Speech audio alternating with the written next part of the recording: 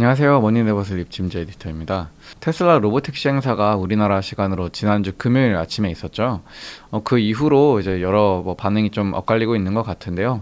테슬라 로보택시 행사 저희가 라이브도 한 차례 했는데 한번 좀 전체적으로 랩업하면서 어떤 내용들이 있었는지 정리해보려고 합니다. 로보택시 행사가 있기 전에 이 행사 자체에 대한 기대감은 상당히 높은 편이었습니다. 9월 한 달 동안 주가가 상당히 많이 오른 모습만 보아도 사람들이 이것에 대해서 얼마나 큰 기대를 가지고 있었는지 단적으로 나타나죠. 하지만 정작 행사가 있고 나서는 주가가 급락했습니다. 거의 하루 사이에 주가가 9% 가까이나 빠졌어요.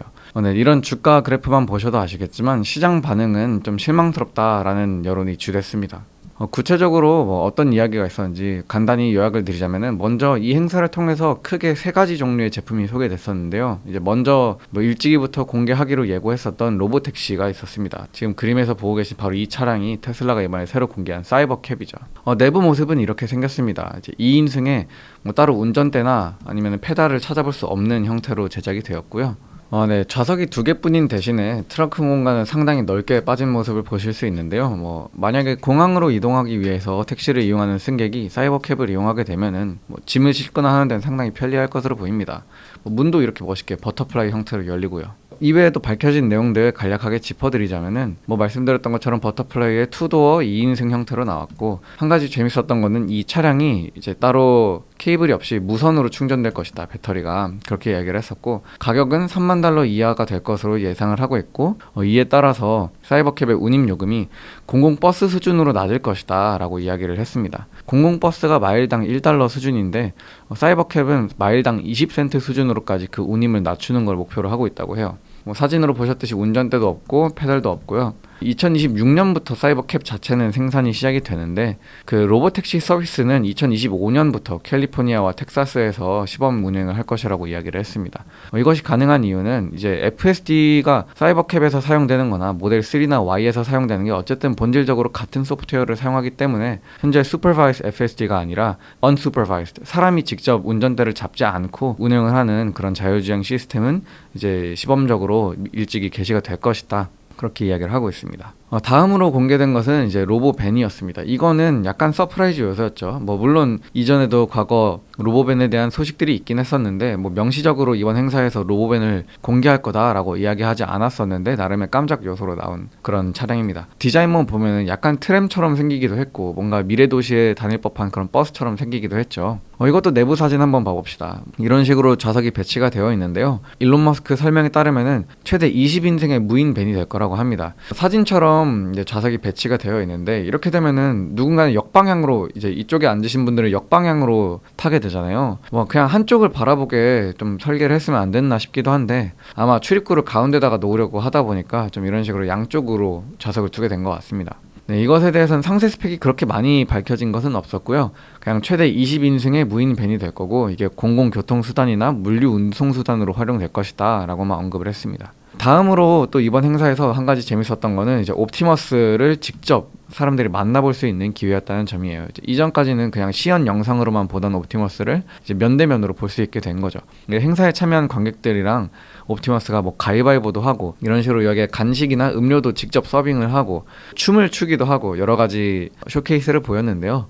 휴머노이드 로봇으로서 여러 가지 좀 다재다능함을 뽐냈던 그런 장면들이 많았습니다. 옵티머스의 모든 조작과 움직임은 엔드투엔드 AI로 이루어지기 때문에 그런 면에서 굉장히 범용성이 높은 휴머노이드 로봇이 될 것으로 보이는데, 이 정도 성능을 나타내고 있는 게 꽤나 굉장히 뛰어난 성능을 나타냈다고 볼 수 있을 것 같습니다. 옵티머스의 가격에 대해서도 언급을 했는데요. 이제 이것이 양산 단계에 이르게 되면은 한 $20,000에서 $30,000 사이가 될 것이다 라고 일론 머스크가 설명을 했습니다. 아직은 그 정도 수준에 이르지 못했지만 최종적으로는 자동차보다 더 저렴한 수준을 목표로 하고 있다라고 이야기를 했어요. 사실 테슬라가 보유한 여러 기술들은 전부 다 그대로 휴머노이드 로봇에도 적용되는 것들이 대부분인데요. 모터 기술이라던가 AI 기술이라던가 카메라 기술이라던가 이런 것들이 자동차에도 쓰이지만 그대로 휴머노이드 로봇에도 적용이 되기 때문에 그런 기술 개발 측면에 있어서는 어느 정도 이점을 가져가고 있다고 보입니다. 그런데 문제는 행사가 여기서 끝이었다는 겁니다. ETF 기초부터 유형별 총정리까지 머니네버슬립에서 단 3시간 만에 미국 ETF를 총정리하는 라이브 강의를 진행합니다. 고정 댓글을 확인해보세요. 투자자들이 이번 로보택시 행사를 앞두고 궁금했던 것이 굉장히 많았는데요. 이제 많은 궁금증들이 해결되지 않은 채로 남아있게 되었어요.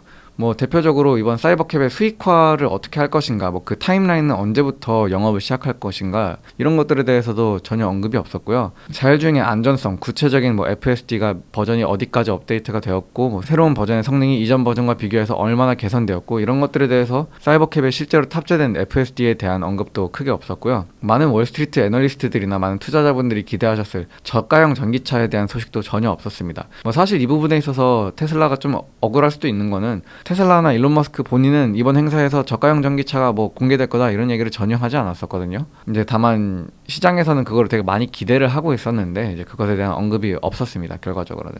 그리고 또 사이버캡의 주행 거리는 어떻게 되냐, 이런 것들이나 아니면 뭐 주행 스펙, 뭐 대표적으로 이 자동차가 최대 속도는 얼마 낼 수 있고, 뭐 주행 거리는 어디까지 갈 수 있고, 이런 것들에 대해서 사실 구체적인 스펙은 전혀 공개되지가 않았습니다. 이에 대한 이제 모건 스탠리의 반응만 보셔도 얼마나 좀 시장에 실망이 컸는지 엿보실 수 있는데요. 모건 스탠리의 아담 조나스 애널리스트가 이번 행사를 놓고 굉장히 혹평을 가했습니다. 아담 조나스 애널리스트가 평소에 테슬라에 대해서 이 기업을 탑픽으로 꼽아오면서 좀 다소 우호적인 어떤 태도를 취했던 것을 생각을 하면은 약간 실망이 컸던 것 같습니다. 뭐 기사 제목만 보셔도 이게 전부인가? 디테일이 없었던 로보택시 행사 꼬집은 모건 스탠리. 뭐 다만 이번 행사 자체에 대해서 아담 조나스는 부정적인 견해를 내비쳤지만, 그럼에도 테슬라라는 기업에 대해서는 여전히 이제 기존의 투자 의견을 유지했습니다. 또 한 가지 재밌는 소식이 있었는데요. 이제 테슬라 로보택시 행사가 좀 기대 이하의 어떤 모습을 보이자 그 대신 우버와 리프트의 주가가 반등을 한 모습을 보인 겁니다. 사실 우버 리프트의 주가가 테슬라의 주가와 역의 방향으로 움직이는 케이스는 과거에도 몇 차례 있었는데요. 특히 자율주행 기술과 관련해서 테슬라의 자율주행 기술이 부각될 때는 이제 우버와 리프트의 주가가 오히려 빠지고, 반대로 테슬라의 자율주행 기술 개발이 좀 주춤하는 모습을 보이면은 이 공유 차량 기업들의 주가가 올라가는 그런 모습을 보이곤 했는데요. 이 이유는 테슬라의 자율주행 기술이 만약 독보적이지 않다면은 우버나 리프트 같은 차량 공유 기업들에게도 뭐 웨이모나 크루즈와 같은 다른 자율주행 기술 기업들과 협업을 해서 무인 택시 시장에 진출할 기회가 생기기 때문입니다. 네, 뭐 결론적으로 이번 행사는 좀 다소 실망스러운 행사였다고 볼 수 있습니다. 그런데 그렇다고 해서 이번 행사를 기점으로 이제 테슬라가 정말 큰일 난 건가, 뭐 주가가 앞으로 쭉쭉 떨어질 건가, 이렇게 보기에는 뭐 속단은 금물이라는 말씀 드리고 싶습니다. 당장의 이번 행사 결과만 놓고 보면은 다소 아쉽다는 생각은 들 수 있지만, 뭐 어디까지나 테슬라의 실적을 좌지우지하고 있는 것은 차량 판매니까요. 많은 분들 아시는 것처럼 테슬라의 매출에서 자동차 매출이 차지하는 비중은 뭐 압도적입니다. 그러니까 어디까지나 이 기업이 실제로 수익을 만들어내고 있는 분야는 소프트웨어나 뭐 로보택시나 이런 부분이 아니라 차량 판매에 있다는 거예요. 물론 이제 FSD가 테슬라 차량 판매에 있어서 굉장히 중대한 어떤 견인 요소인 것도 맞고, 하지만 로보택시가 지금 당장 어쨌든 테슬라의 핵심은 아니라는 것이죠. 이는 다시 말해서 이번 행사에서 우리가 기대했던 것 이상의 어떤 엄청난 퍼포먼스를 로보택시가 보여주지 못했지만, 그게 그렇다고 해서 당장에 테슬라의 실적을 흔드는 정도의 어떤 위협인 것도 아니라는 뜻입니다. 만약에 이게 신차 공개 행사였는데 차량이 생각보다 뭐 디자인이 안 좋고 성능도 안 좋아 보이고 가격도 너무 비싸고 이런 식의 어떤 실망스러운 결과가 나온 행사였다면은 좀 위기가 될 수 있었겠지만, 로보택시는 뭐 사실 당장 테슬라에게 있어서 뭐 펀더멘털을 뒤흔드는 어떤 요소는 아니니까요. 또 이외에도 아까 말씀드렸던 사이버캡의 세부 스펙 중에서도 앞으로 미래 펀더멘털에 좀 긍정적으로 반영될 여지가 있는 부분들이 몇 가지가 있었는데요. 무선 충전과 $30,000 이하의 가격이었어요. 물론 지금에도 테슬라가 슈퍼차저라는 충전기를 통해서 전기차 충전 인프라를 완전히 장악하다시피 해나가고 있지만, 또 한 번의 새로운 충전 혁신을 이뤄낼 수 있다면 이거는 전기차 보급 자체를 또 가속화시킬 수 있는 부분이니까 테슬라 입장에서도 굉장히 긍정적인 요소로 보이고요. 또 하나의 긍정적인 요소는 이번에 사이버캡의 가격이 $30,000 이하가 될 것이라고 전망되었다는 점입니다. 이는 다시 말해서 이번 사이버캡의 공개 행사를 통해서 우리가 모델2, 즉 테슬라의 저가형 전기차의 일면을 약간 엿볼 수 있는 그런 기회가 된다는 뜻이기도 한데요. 계속해서 차량의 생산 단가를 낮춰가고 또 차량의 가격 자체를 낮춰가고 있는 모습에서 어쩌면 정말 조만간 저가형 전기차를 우리가 보게 되는 날이 올 수도 있겠다, 이런 생각도 듭니다. 네, 오늘 이렇게 테슬라 로보택시 행사 한 번 더 좀 랩업하는 시간 가져봤는데요. 이거에 대해서 좀 현지 사람들은 어떤 식으로 반응을 보이고 있을까요? 먼저 일론 머스크의 본진이죠. 한번 X에서는 어떤 반응 보이고 있는지 살펴볼게요. 맞아요. 일론 머스크가 뭐 이번에 사이버캡이 인간이 주행하는 것보다 뭐 10배에서 20배 가까이는 더 안전할 것이다, 뭐 이런 코멘트를 하기도 했었고요. 테슬라 사이버캡에 대한 첫인상, 굉장히 멋있다, it looks sick, 완전 죽여준다, 이렇게 표현하고 있고요. The Tesla Cybercab is so beautiful, like a Cybertruck mini-me. 사이버캡 굉장히 아름답습니다. 사이버트럭의 약간 미니 형태로 보인다, 이런 식으로 평가하신 분도 있었는데요. 확실히 사이버 트럭도 그렇고 사이버 캡도 그렇고 이름 앞에 사이버라는 브랜딩이 들어가면서 어느 정도 디자인적으로 좀 유사성을 띠는 같은 브랜딩을 하려고 하는 시도가 좀 보이는 것 같아요. 뭐 각진 디자인이라던가 금속재가 그대로 노출되는 어떤 형태라던가 이런 것들이 굉장히 좀 재밌는 것 같습니다. You really outdid yourself. 여러분들이 기대 이상으로 잘해줬다. 이런 식으로 평가를 한 분들도 있었고요. 뭐 애널리스트들이나 투자자들의 그 주가 하락에서 엿볼 수 있는 투자자들의 실망감과는 달리 이제 X 플랫폼에서는 뭐 대부분의 사람들이 기대 이상이었다, 사이버캡 너무 멋있었다, 호평 일색인 것을 좀 볼 수 있네. 한번 코어라로 넘어가 볼게요. 코어라에서는 어떻게 얘기하고 있을까요? What questions does CyberCap Review raise? 이 사이버캡 공개 행사를 통해서 어떤 질문들이 생겼나 이런 것들에 대해서 얘기하고 있는데, 테슬라에서 누가 이런 일을 진행시키고 있는 거냐, 좀 비속어를 섞어가면서 F워드를 섞어가면서 이제 분노를 표출하고 계신 걸 볼 수 있는데, 특히 이제 서브 퀘스천으로 이제 보조 질문으로 What kind of drugs are they on? 무슨 하고 있는 거냐, 굉장히 실망 많이 하신 것 같아요. 테슬라가 가지고 있는 비전이 뭐냐, 이번 부분에 대해서 확실히 좀 설명이 부족하기는 했었죠. 이번에 로보택시를 공개를 해놓고 사이버캡을 공개해놓고서 이것이 구체적으로 어떻게 사업화가 진행이 될 건지, 이것이 테슬라라는 기업의 가치를 어떻게 끌어올리게 될 건지, 이런 거에 대한 비전 제시가 좀 부족했던 거는 아쉬울 수 있는 부분이었던 것 같습니다. 테슬라 massively messed up this one. 이번에 완전히 망쳤다. 이번에 투도어 형태로 쿠페 차량이 굉장히 멋있게 나왔는데 그걸 운전할 수 없다. 차라리 이게 그 투도어 버전의 모델 3 퍼포먼스였으면 더 좋았겠다, 이런 이야기를 하시는 분도 있네요. 이번 차량이 무인 택시가 아니라 그냥 사람이 직접 주행할 수 있는 자동차로 나왔으면 더 좋았겠다라는 평을 하시는 것 같아요. 잠깐 언급드렸던 것처럼 이제 테슬라 이번에 로보택시 행사를 놓고 이것이 저가형 전기차 모델 2에 대한 일종의 프리뷰가 될 거다라는 식의 분석도 있는 만큼, 이와 유사한 디자인, 어떤 유사한 메커니즘을 가지고 모델 2가 개발이 될지도 좀 지켜봐야 되는 부분인 것 같아요.